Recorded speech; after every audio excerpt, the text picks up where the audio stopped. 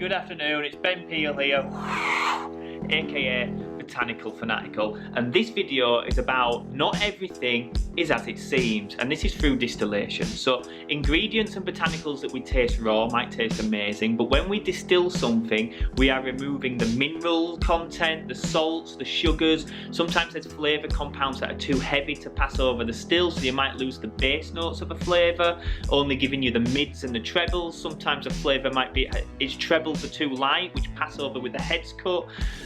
So not everything distills the flavour that you taste raw. A prime example is, in the cocktail world, we spend all our time cutting off the piths of citrus, especially lemon and oranges, because it's deemed as bitter on the palate, and that's it raw. But when distilled, the pith brings a creamy, cakey kind of mouthfeel to the distiller. So not everything is as it seems when distilled. So keep that in mind when building that recipe. Take care, y'all.